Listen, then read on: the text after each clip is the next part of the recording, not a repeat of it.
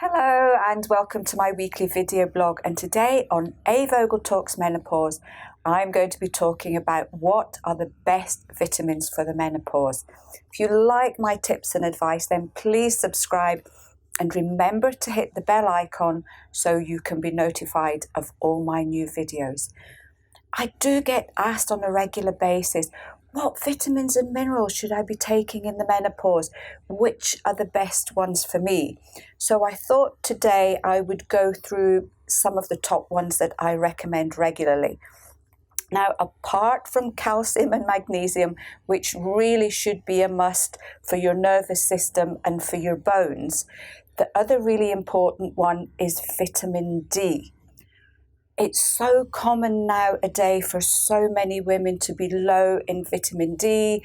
It can be due to diet. It could be due to lack of sunlight. At this particular point in time, so many of us have had to stay indoors for a lot longer.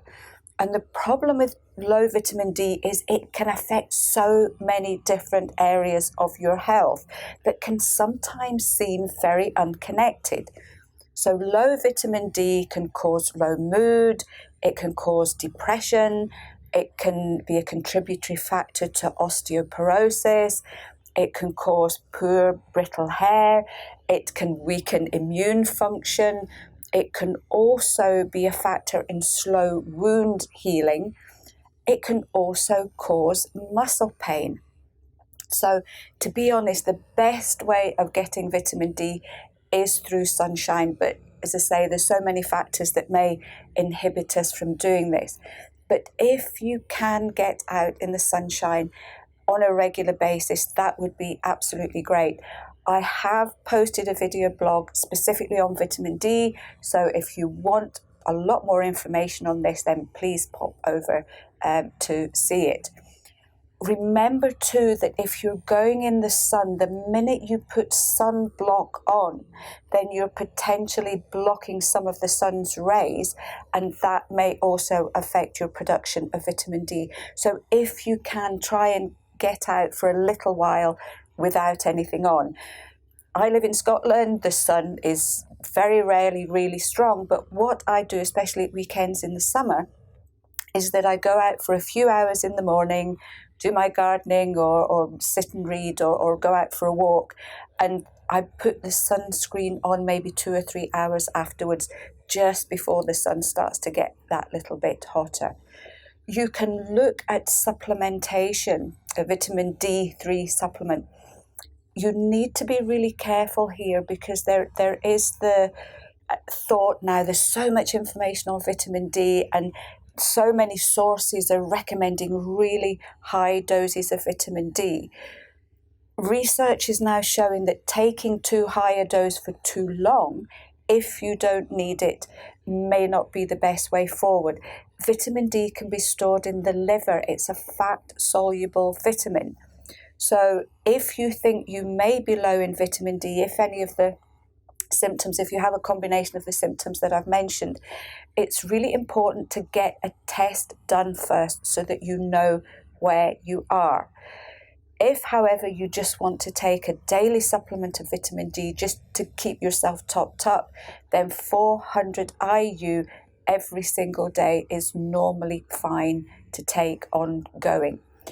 Foods that contain vitamin D, so these are ones that you can incorporate into your diet, would be dairy products, but dairy are high fat, at least most of them, so these should be taken in moderation.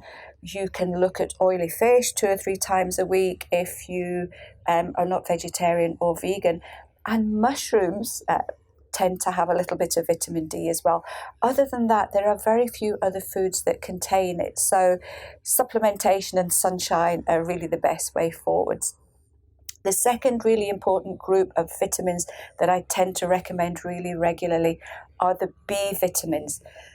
There are a number of B vitamins, so it's not just one, and they work better together. They have a synergistic action so that they each enhance each other. So it is better, unless you've been advised otherwise, to take a combination.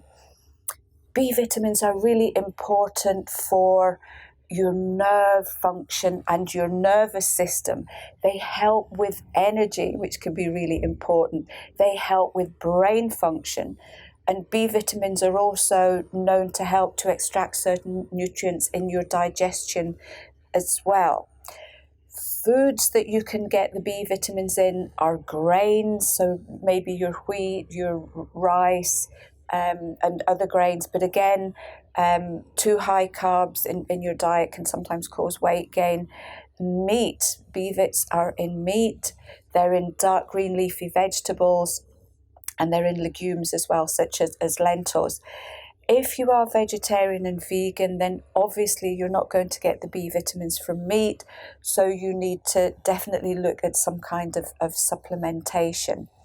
Low vitamin B can cause hair loss. It can cause things like pins and needles. So if you get those kind of nerve pains, it can cause depression and low mood, and it can also contribute to fatigue and sluggish memory. So it's a really important one. So I would suggest on a daily basis a vitamin B complex 50 milligram. If you go to your local health food shop and say, I would like a B50 comp, they will know exactly what you're talking about and they will be able to advise you on the best one. Do take the B vits in the morning because they are energizing. So the last thing you want to do is take one at night because it may interfere with your sleep. Third one is vitamin E. Vitamin E is really important for your heart health. And we know that menopausal and postmenopausal women are more prone to heart disease. So this is really quite an important one to make sure that you get on a regular basis.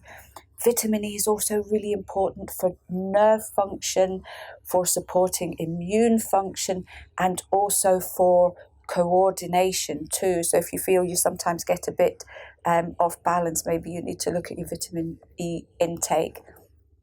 Foods where vitamin E is quite high, it's your wheat germ. You can get packets of wheat germ on its own, which you can then add to other foods. So this can be a nice way of supplementing a little bit of vitamin E, and you can get loose wheat germ from your local health food shop. It's in olive oil. If you are looking for a daily supplement ongoing, then a nice safe dose is 400 IU. So I hope you found this one helpful. If any of you have had any other great experiences with other vitamins or minerals that you've taken as a supplement during the menopause and you felt them to have been of benefit, please let us know.